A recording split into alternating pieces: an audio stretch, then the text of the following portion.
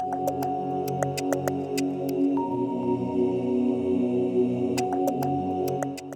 this is Mary Claire Speckner from the Bartholomew County Public Library, and we have a really fun program for you this evening.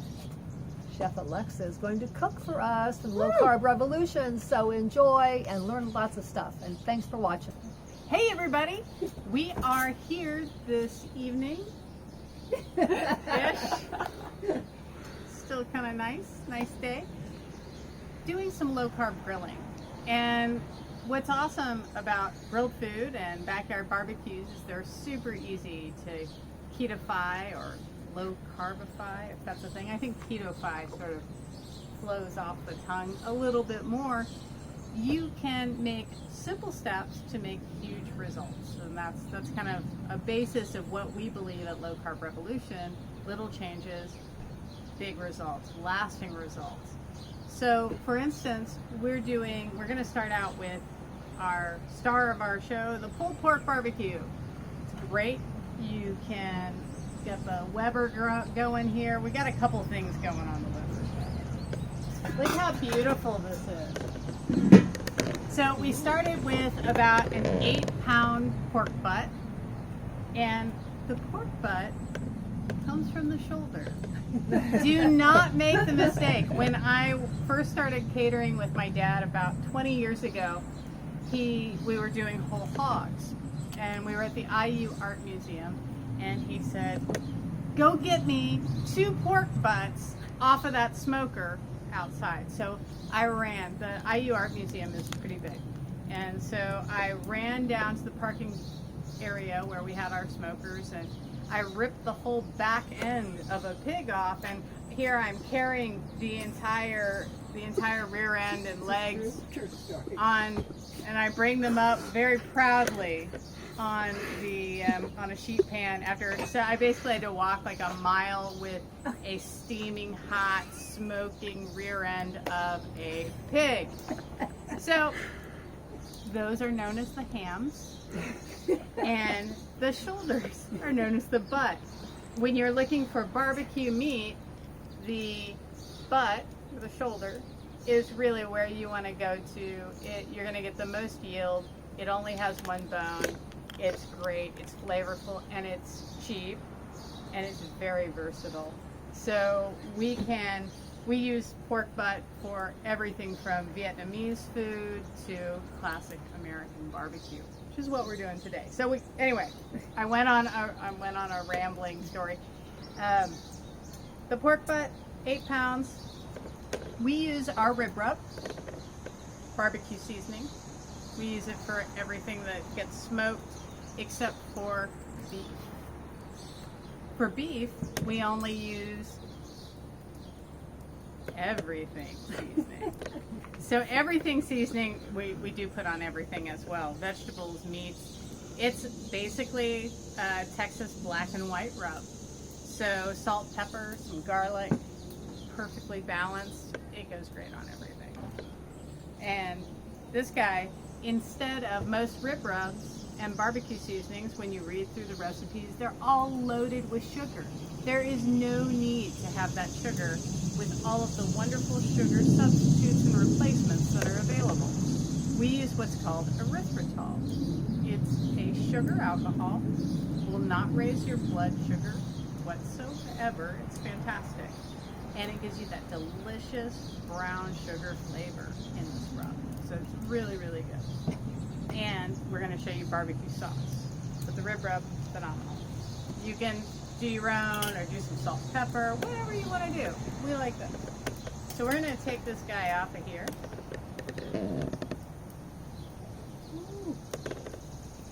All right. Let me close up the hair here real quick. Okay. So how do you know that the pork is done? So there's the 1 bone we were talking about. That bone should come away easily. Now the pork is also very, very hot. So often we will double glove up and just go to town on it. But it's really hot and my hands are dainty today. So you got this bone. Save it for your favorite pet, or you could actually make pork stock with it. That is a nice thing to do if you take your roasted bones, your smoked bones, especially when you're doing multiples, and you can do it with one too, and boil this down and make basically a bone broth. Throw some onions, some garlic, if you want to do some celery and carrots, whatever aromatics you want to use. Boil that till the water has you've made the stock out of these bones. So then, if you don't want to put sauce on your bone, thank you, you can toss it in this smoked pork bone broth. It's also great for cooking veggies. Let's say you want to make a pot of country-style green beans. Well, you have this beautiful smoked pork bone broth. Cook your green beans in that pork bone broth, and also add a little, of course, the bacon and the onions and lots of bacon fat. That would be phenomenal, and very low carb and delicious. All right, so we've got our barbecue, and pulled pork is pretty easy. You just break that sucker down. And we're gonna season this again with just a little sprinkle of that everything seasoning we talked about, even though we did give this guy a good rub. It smells so good. And I like to go with 2 hours per pound at 180 degrees is generally my rule of thumb. Now, something that we do with pork as well, I didn't do it with this pork butt, but I should have, but it's nice to use what's called peach paper. When your meat reaches 165 degrees and you're going for a nice soft cook, like a brisket or pulled pork, whatever you want to cook, at 165 degrees, wrap it in that peach paper, put it back on the grill, and take it up to your 185, 190 for your level of doneness. It's going to maintain your bark and not steam your meat, but your meat will also not lose moisture. A lot of people use what's called a Texas crutch, and they use foil. When you use foil, your meat is only steaming. You're no longer barbecuing. So do it the right way. Allow the penetration of smoke. Get your nice crust, your nice bark. Develop the flavor. And that's another thing with low carb cooking. People are afraid they're not going to have any flavor. That's not going to be something they enjoy or they love. I tell you, in a high-fat, low-carb diet, you will love everything. But never stop taking those extra steps to build flavor. And it's not just in low-carb cooking, it's in every different kind of cooking. That extra minute, that extra step, the extra thing you do, it does pay off in the end. So always, make each meal count, because it does. It's fun. It's a good time. So anyway, we got pulled pork. We're going to season it up with this everything seasoning, but I think we need to make some sauce. This is the home recipe. So this is what our barbecue sauce looks like in a bottle. Ooh. It's pretty luscious. And I will tell you, I always thought, okay, our barbecue sauce is delicious, but it's ours. And a lot of people are like, oh, my kid is the best. But it's just because it's your kid. It's not really very good. It's a bad kid. But because it's yours, you like it. That's what I thought about the barbecue sauce. We did a double blind, triple blind, I don't know what they call it, but we did a thing. And so we bought several kinds of sugar-free barbecue sauce that you can get in the store. All of them did have, not shockingly, sucralose, which raises your blood sugar. And in a ketogenic program, we only look at ingredients that have no impact on your blood sugar. So anything else, we don't use. So not only were these, blood sugar impactful, they weren't good. That's the deal.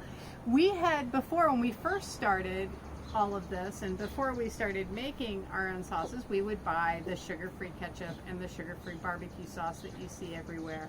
And then there's another one that's super popular, so we were really jazzed about it when we did this tasting.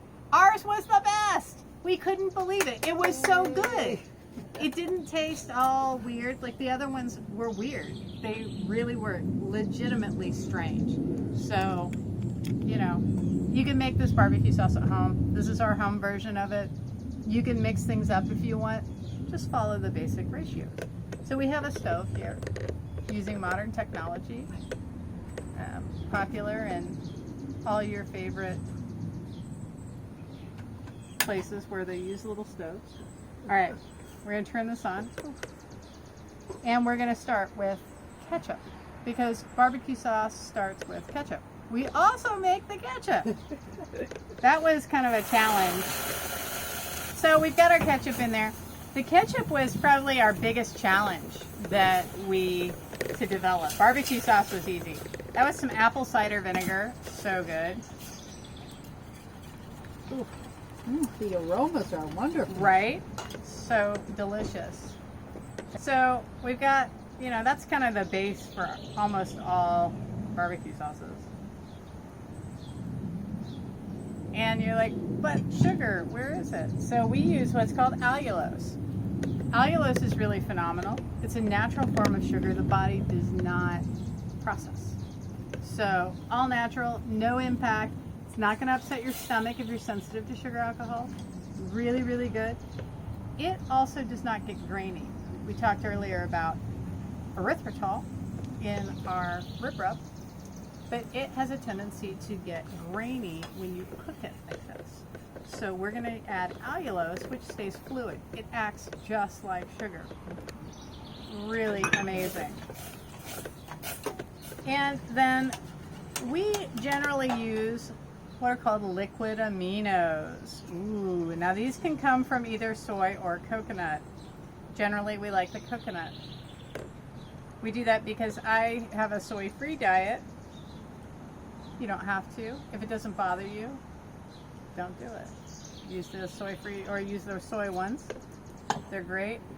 The coconut ones are delicious. They're a little sweeter too. And they don't come from the coconut meat. They come from the sap of the coconut tree. It's really interesting. They're pretty good. And they have lots of minerals, and they are vegan, so no tropical insects as well. So we've got our aminos, we've got ketchup, we've got cider vinegar, which I like. You can use any kind of vinegar you want. Just make sure it's sugar-free. You know, balsamic is going to have sugar in it. It has sugar, it's sweetened, but it is delicious. And then we've got some spices in here. We've got garlic, salt, mustard, cayenne, and smoked paprika. So, and I used my dad's grainy mustard because I realized I was out of dry mustard. That's how flexible barbecue sauce can be. So we're just going to whisk this in. All we're doing is bringing this guy to a boil, thickening it up, and it's good. That's how easy barbecue sauce is. So don't buy the stuff in stores. Make it yourself. Or, you know.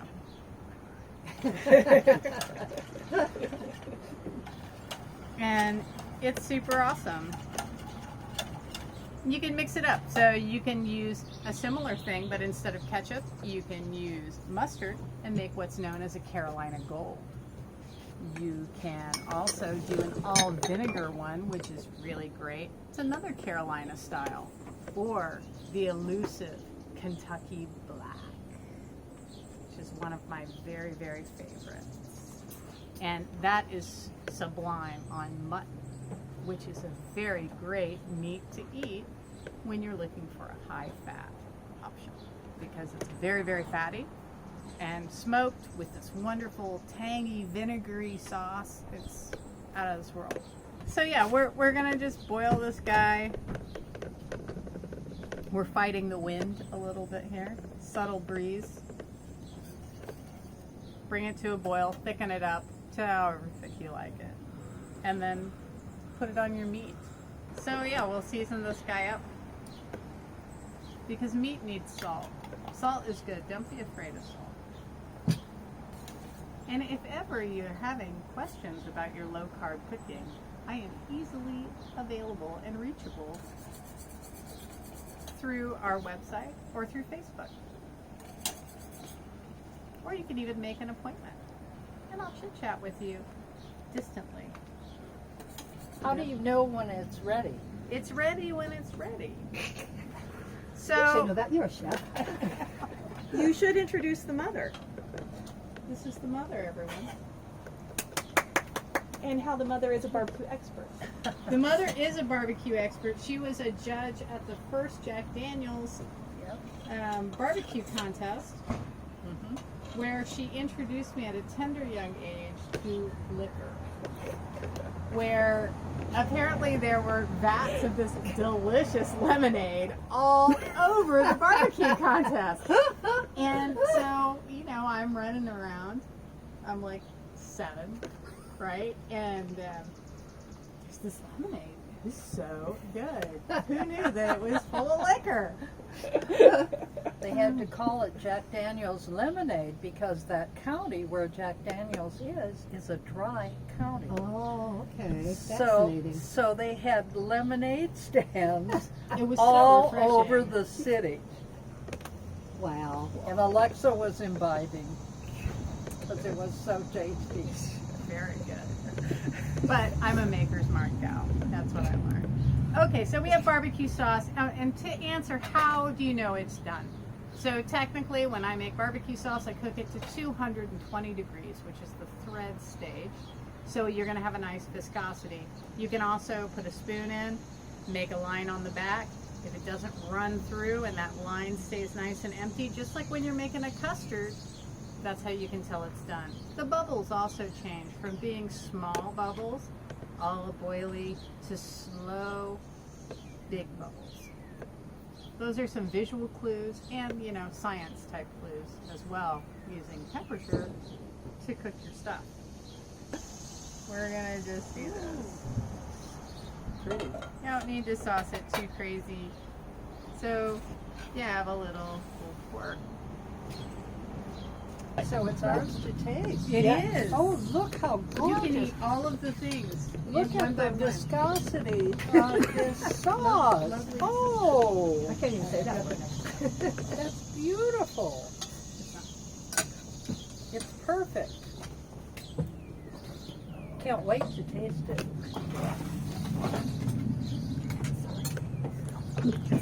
And the aromas of the pork is just wonderful. Bon Small appetit. saucepan and a little bit of taste. Wow, No, I nice don't need silverware.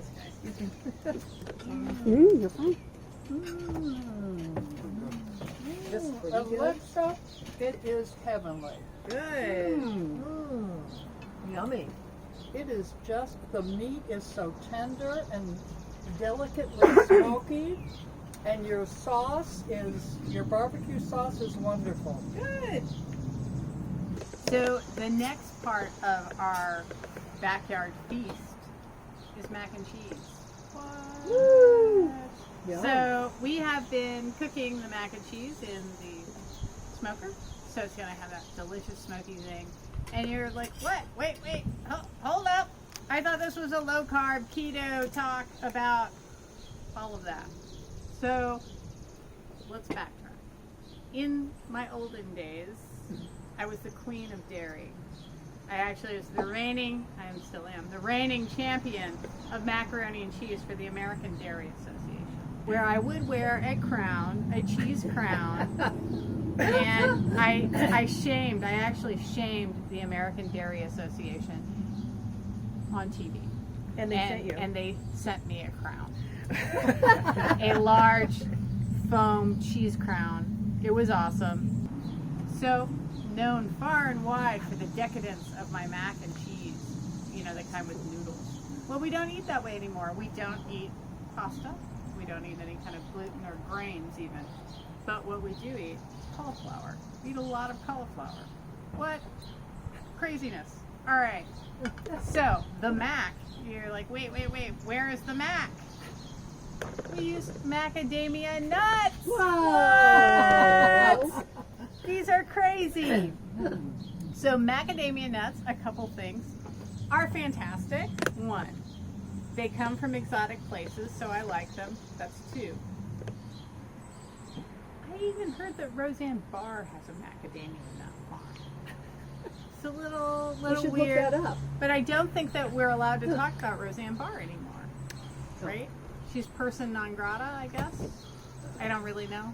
But anyway, she has a macadamia nut farm. These, we don't know if they came from her farm or not. We got them at Kroger.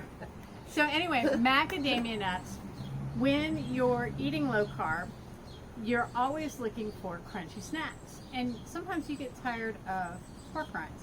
I don't know how, but we eat a lot of pork rinds because you do miss the crunch, like if you want some kind of snack. Macadamia nuts are one of the lowest carb nuts, highest fat nuts. So there's that. They're going to satisfy you. Just a couple of macadamia nuts, an ounce or less, it's going to be enough to keep your brain happy, your body fueled, and you're just feeling great. And they're delicious, absolutely delicious. I love macadamia nuts, and I ate several of these today, and they were giant. They came from Kroger. So I ground them up. Those are our topic. That's the mac. We have all of the same components, slightly modified from our traditional mac and cheese recipe. So let's chit chat about our mac and cheese. So we start with riced cauliflower. If you don't want to rice it, don't. You can just leave cauliflower florets. I wouldn't do a whole head. I would still do something with it. But you could do your cauliflower. I like to rice it. We're going to start with butter because all things are better with butter. It's a big part of our lives. Salted or unsalted? I like salted butter because I like salt a lot. And salt is one of your three, or sodium is one of your three electrolytes that you always need to watch when you're on a ketogenic diet. The other is magnesium and potassium. So we take electrolyte supplements as well as salting our food just a little bit more than the standard American diet. So this is important to keep you from getting dehydrated. All right, we're melting this butter. The great thing about this, you don't even have to boil water. And you know, you could just leave this butter out in the sun. It's gonna melt if you want a really low-tech way of doing this. So, or put it on your grill and melt it that way. I guess I should have done that, but I didn't. That's okay. So we've got butter going, warming up. We got our cauliflower rice, a couple cups here. We have a whole lot of cheese, right? So I like to use a blend of multiple cheeses. We have cheddar. We have my very favorite cheese in the world, named after a dog, Queso Chihuahua. I love it. So why do I use Queso Chihuahua? It is incredibly melty and stringy. So when you want the most decadent queso, the most phenomenal pizza, the meltiest of melty something else with cheese, throw in some queso quesadilla. It's stringy, it's delicious, and it's all natural. It's a beautiful cheese, very mild in flavor. It's going to be like a mozzarella or a Monterey Jack. We even use this when you're making low carb dough of any sort, whether it's cinnamon rolls or pizza. We make a mean deep dish pizza. We make a dough using queso quesadilla, or queso chihuahua, also known as queso quesadilla, cream cheese, almond flour, eggs, and some other delicious ingredients like salt and xanthan gum. Those are so tiny though they're not even worth talking about because we're talking about cheese. So the stringiness of this cheese helps bind together and give you a really dough-like dough. No dough, right? Lux dough. Lux dough. It's very luxurious. It's very luscious. Anyway, buy this cheese. They have it at stores. Just find it. It's fabulous. You will not regret it. You'll start using it on everything. You'll melt it. You'll put it on burgers. You'll put it on tacos. What else? Sausage. Sausages. I would not put it in a cheese fountain. So anyway, enough about my cheese fountain. That's for another day. we've got our cheese, we've got our cauliflower rice. We're adding the cheese to the cauliflower rice. So good. We've got cream cheese. I'm going to add it into this butter because, you know, why not? We've also got cottage cheese. So cottage cheese, not my favorite in the rest of the world, but in mac and cheese, sublime. And I only use a brand called Good Culture. Good Culture has so many tastinesses to it. Their live active cultures are off the chart. The cottage cheese itself is a little more dry than what you'll find, so it's not going to be gross and slimy like other cottage cheese. I love it. I'll even eat it normally. We have an awesome recipe for making a mozzarella caprese using this cottage cheese, and it's out of this world. Okay. I've also started making cheese too, so I'm a little obsessed with cheese. That's not new though. All right, so we're stirring this up together. It's nice and cheesy. We're gonna add this. I'm gonna pour, we'll wait. Here, I'm gonna do this. We're saving a little bit of this butter for a final butter drizzle. It's like my finishing move, right? All right, so we're adding all of these things. You really, the gist of this is you dump a whole bunch of stuff together, you mix it up, you put it in a pan, you top it with macadamia nuts, more cheese, a little bit of butter, and then you stick it in the smoker till it's hot. Those are the kind of not recipes that I love. So yeah, season it up with salt and pepper, or in this case, we're gonna do everything seasoning because everything. I really wish I had my jar of everything seasoning that I had set out here.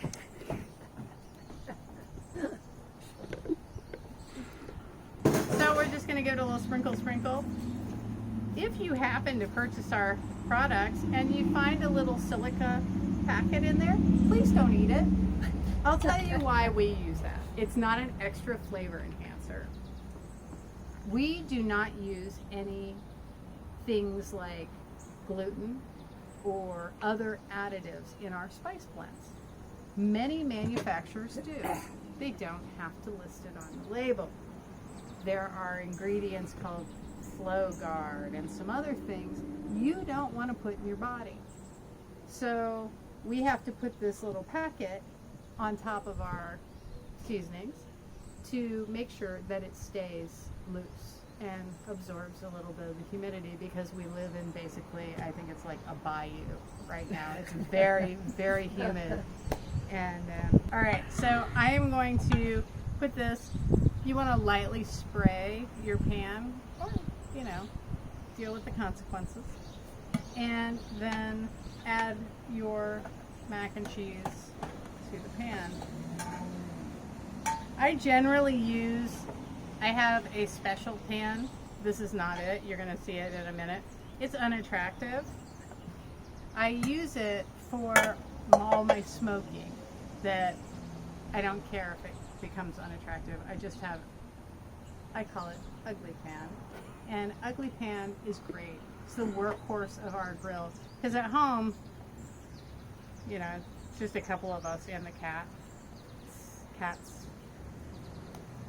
We don't usually have other humans, especially not now, because that would be wrong. We're gonna macadamia it. So give it a good thing. I'm just gonna eat the rest of this couple of macadamias when no one's looking. Give it a little more butter. And wait, what was the quantity of macadamia nuts? Sprinkle. Oh. About a quarter of a cup. Let's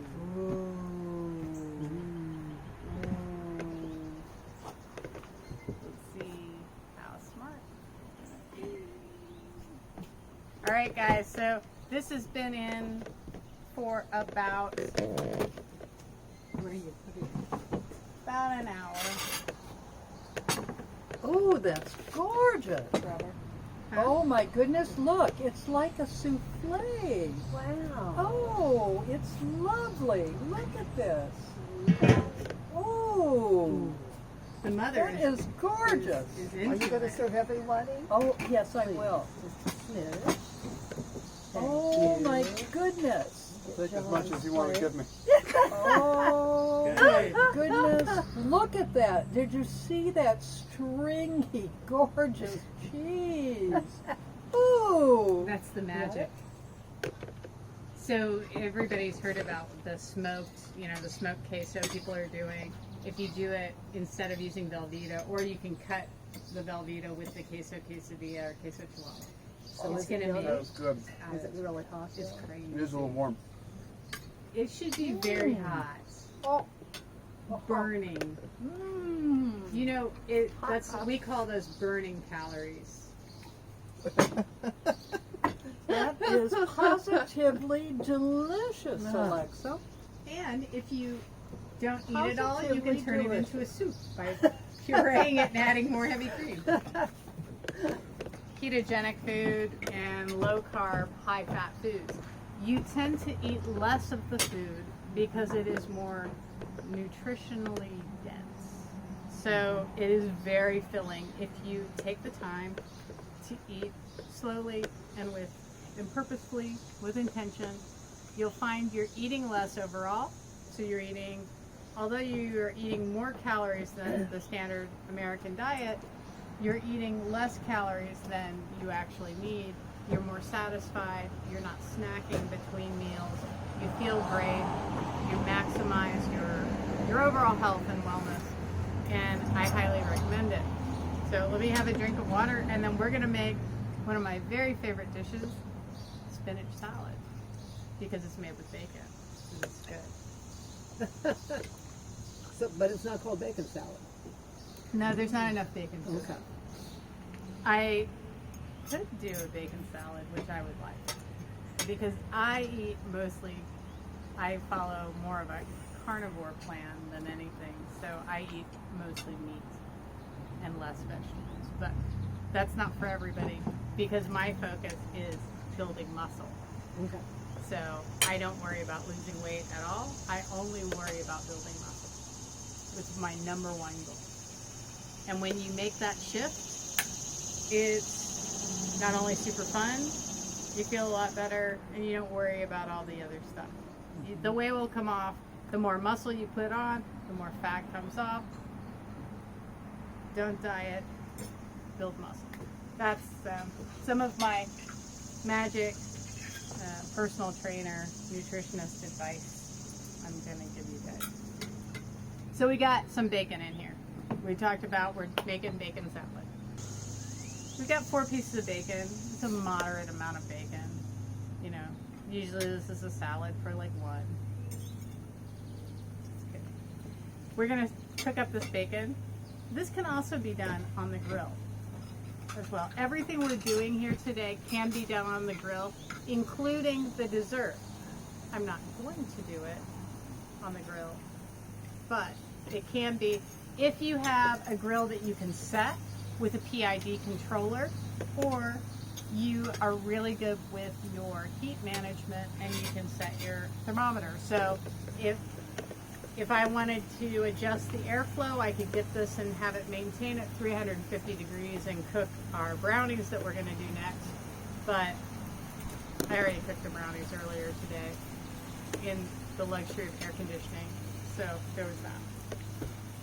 All right, we're cooking this bacon. We want it nice and crispy. Our main goal here, the bacon fat. So, bacon fat. It's so full of flavor. We use it for everything. We also like to use many different kinds of animal fats, such as beef fat, buffalo fat, duck fat, chicken fat. We use them all. These saturated fats are not bad for you. Don't believe the hype. There are some really fascinating documentaries and studies about saturated fat, heart disease, and fatness. Fat doesn't make you fat, sugar makes you fat. So we use a lot of fat in our cooking. Makes you very satisfied, is delicious. All of these things. So we're going to cook this. We're going to take the bacon fat. That's going to basically be the oil in our vinaigrette. We're going to add little cider vinegar, water. Hot bacon salad is always sweet, so we're using some erythritol. We're going to pour it over this bacon and over all of these goodies. I like to mix up the goodies every time. And today we're doing some hard-boiled egg, which I love. The cherry tomatoes, a little higher in carbs. There are some high-carb items here, but they're colorful and good. Sometimes you need those antioxidants. We have some cheese. Normally we do this with blue cheese. Sometimes we do it with goat cheese. Do whatever kind of cheese you like. Whatever floats your boat, go for it. Just don't not do it. And you don't have to have cheese. If you hate cheese, don't have cheese. You can make this totally dairy-free.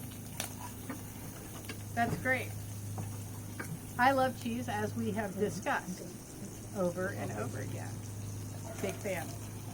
So, we have some bourbon, Bella Vitano bourbon cheese is really good. We also have some sweet peppers and some mushrooms. Sam likes the mushrooms, so we put them in there. That's how that works.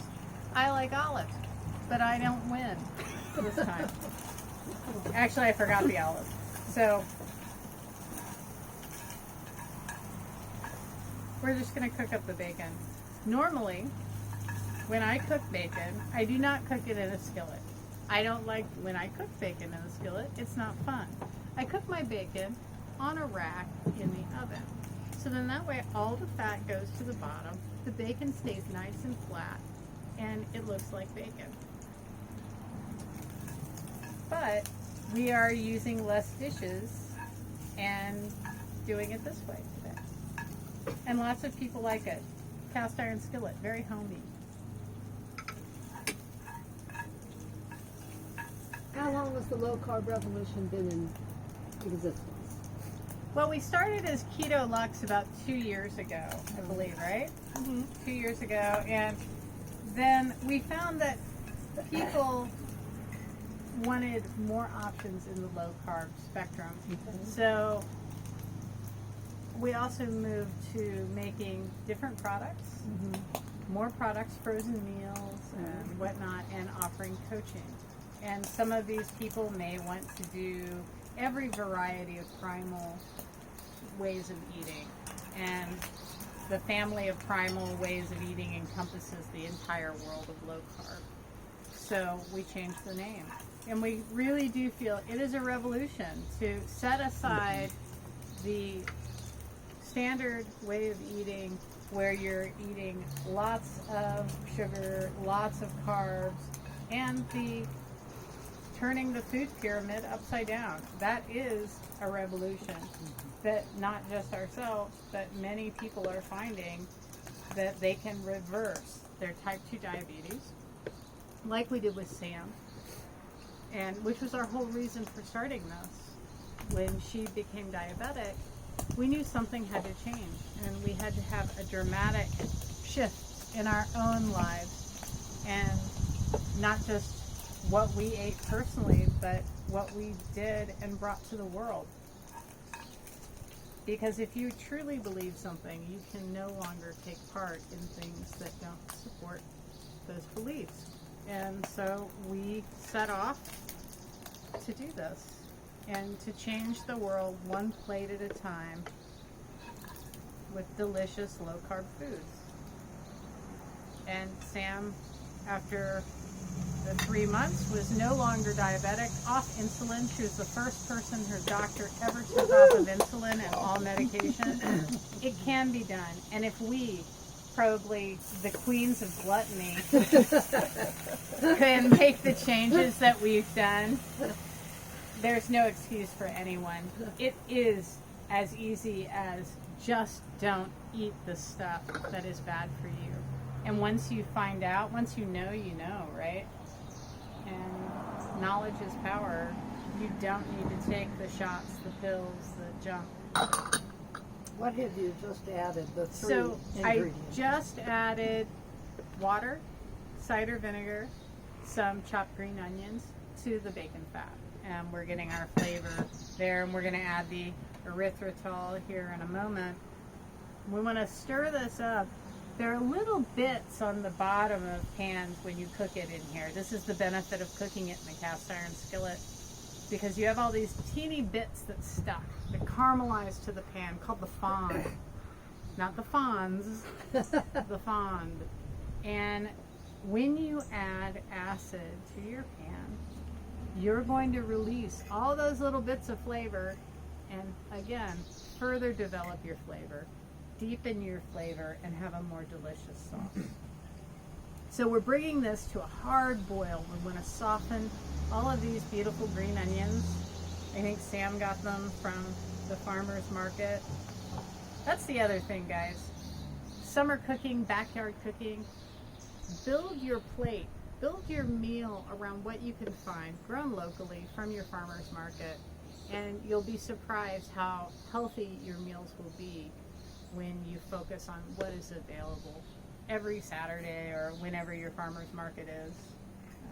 It's really awesome, and it's so much fun, and it's fun to do together.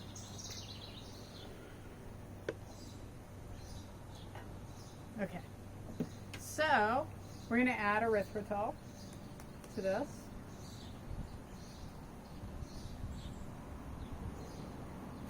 Could you spell it, please?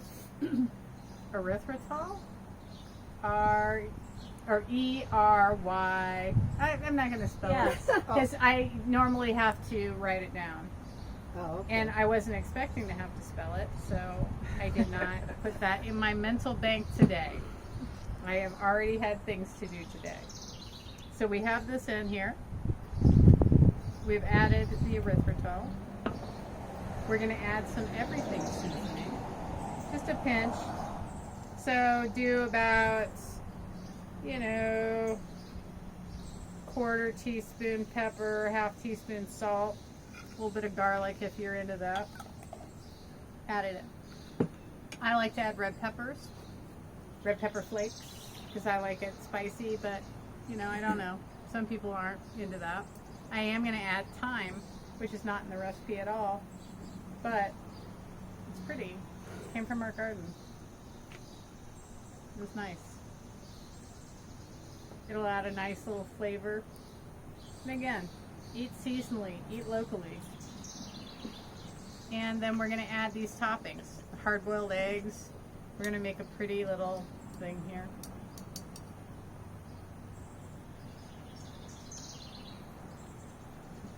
I like to do it, you can either mix it all up, you can do it in stripes.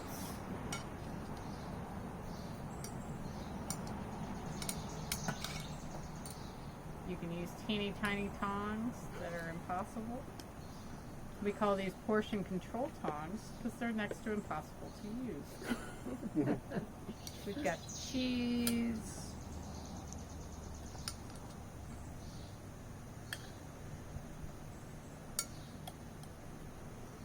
So our dressing is pretty good. It's boiling nice and hard. It's reduced. It's going to be excellent.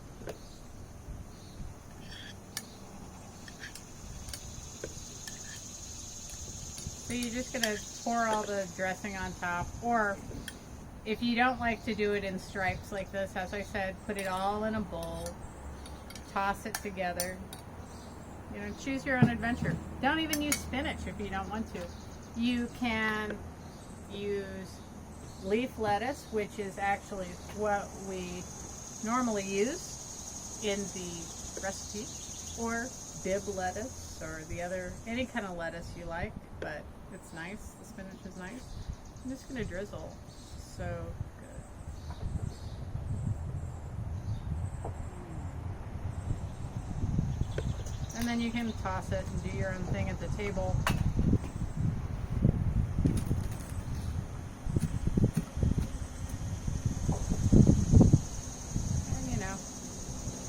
Everything's better with bacon.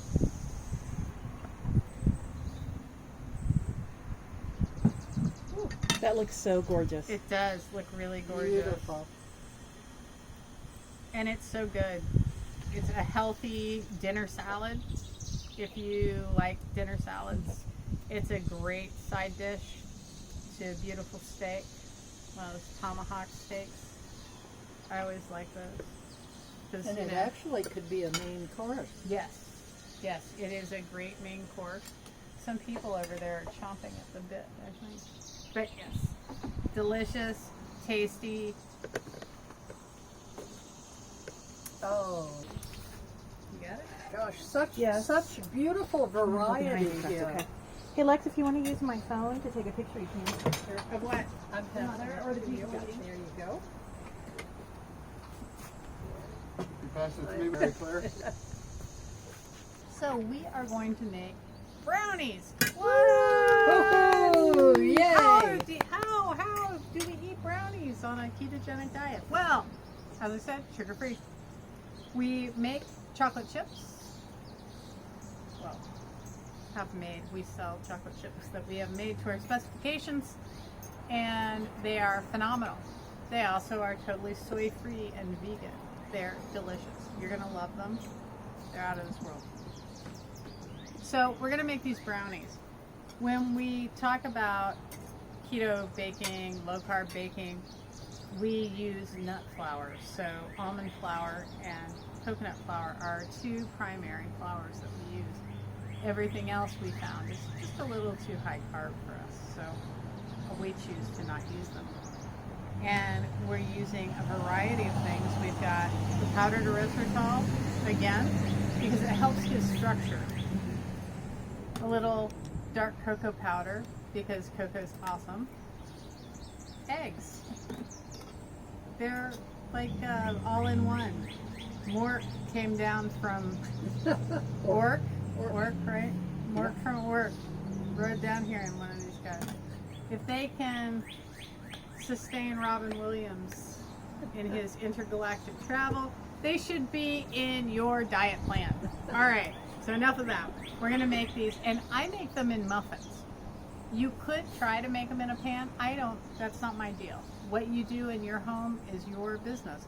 I use muffin pans because I like them to be set in the edges and very gooey in the center. It's easier to control that in a muffin pan than it is in like an 8x8 pan, which would be your other option for this recipe. First thing we want to do is make sure all of our ingredients are at room temperature. Not a problem when you're baking in the summer. It's great. So everything's at room temperature. Anytime you're doing low carb cooking, make sure, baking, make sure all your ingredients are room temp, unless otherwise specified. Things get real weird otherwise. Really, really weird. So just don't do it. You'll thank me later. So let's do this the right way. All right. We have this adorable skillet. This is one of my favorite things in the world. Look at this. It is a fabulous color. It's been loved a lot, but it needs to be cleaned up. My skillet cleaner, neglected one. Yes, the mother is the skillet cleaner. One of my aunts had a store in that one now abandoned mall in Indianapolis off 38th Street that sold mid-century modern, right, Danish design cookware, and this is one of them, and they're fabulous. And so I've been trying to find the rest of the set on the internet to no avail, because this ombre orange and red is my favorite thing ever. All right, so what we're gonna do, this is so easy, anyone can do it. We're going to melt butter. Yes, it's a lot of butter for just a couple of muffins. That is 10 tablespoons of butter. You can make this dairy-free if that's how you get down. You can use any kind of vegan butter or animal fat if you want to do that. But butter tastes so good. All right, so we're gonna melt the butter. Once the butter is melted, we're gonna add the chocolate chips. See? That easy. So while it's melting, we're going to do other stuff. So we've got a bowl here, mixing bowl. I also have used this mixing bowl on the grill, as you can see, because most things have been burned up by me cooking on the grill. We're going to add all of our other ingredients into this bowl. And here we go. So erythritol in the bowl. Get in the bowl. Cocoa powder.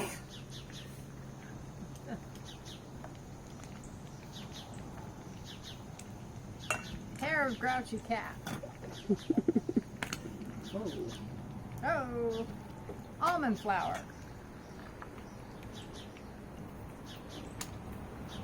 What's the measurement of the almond flour?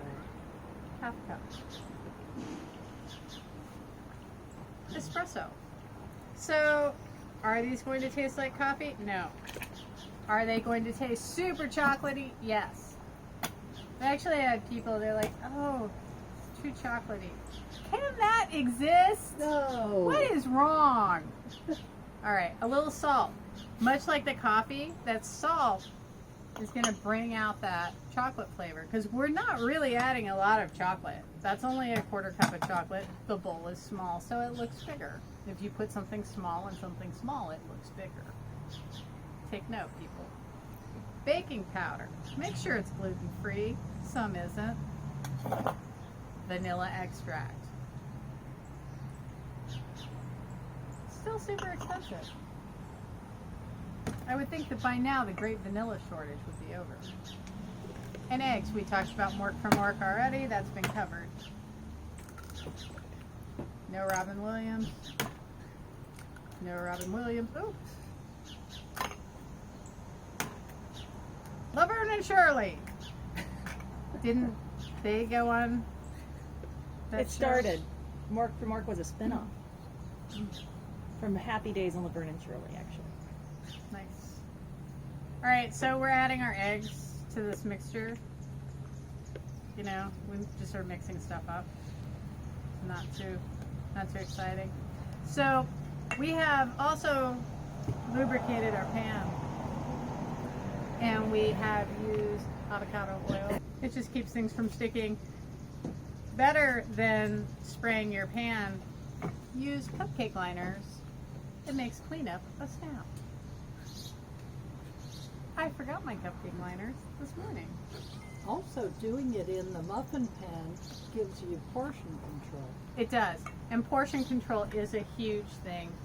So when we make these for selling, and we sell everything frozen, because people, we tell them pull one out and thaw it, and then you're good to go.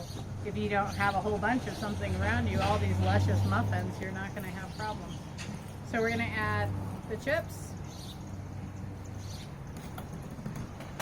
to the butter, because this is really what makes the magic happen. Butter. It smells so good. It's awful. I could bathe in this chocolatey, buttery thing. It's great for your skin, too. Just smear it all over. It's like that Kramer where he smelled like a turkey or thought he was a roasted turkey. So we've melted the chocolate, got the butter, got the chocolate, got all our other goodies. Gonna mix up this luscious mixture. Now this is great. You're gonna do 350 for about 15 to 18 minutes. I only cook at odd numbers of time, so I feel it makes your food taste better. So we're stirred up.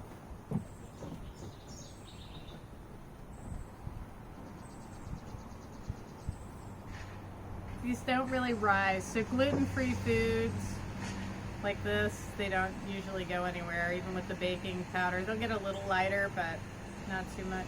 And as I said, you can feel free to stick these on the grill. I have done things on my pellet grill, because I just set the temperature and go on that in a roundabout way.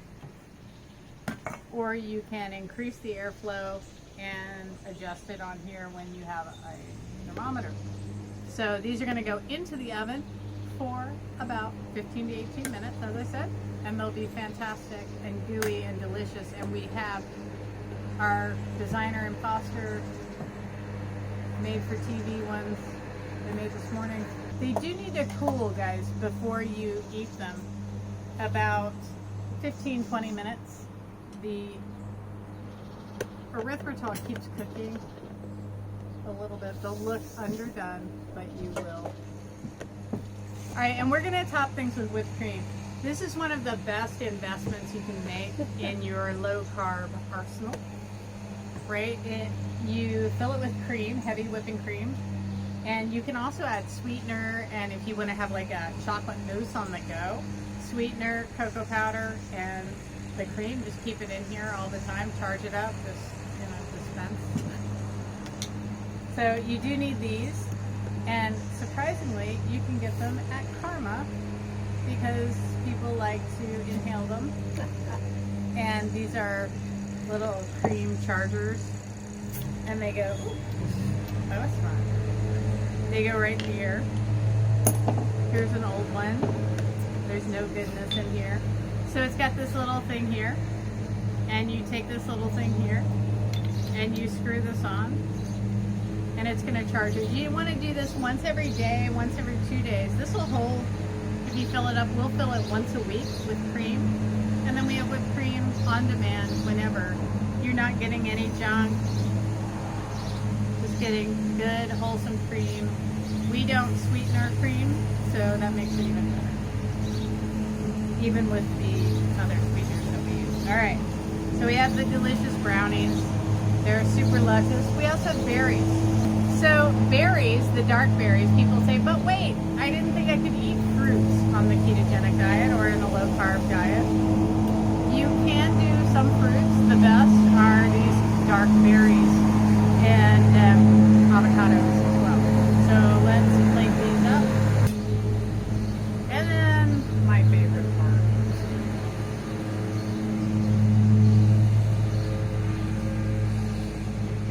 Oh, Whoa. I may have invigorated the whipped cream a little bit too much. So yeah, use caution. Wow. So I did just charge it with more cream or more gas yesterday, so it's a little full of gas right now. So that's why we have our thing. So we have, Wow. whipped cream shower. woo! Yeah. Oh, there you go. So thank you to everybody for tuning in and watching us on the Bartholomew County Public Library Facebook page and watching channel. It'll be on our YouTube channel also. We'll be on the YouTube channel. Right. If you have any questions about low carb cooking, reversing type 2 diabetes, being healthier just in general, feel free to reach out to me at lowcarbrevolution.com. Woohoo! Yay!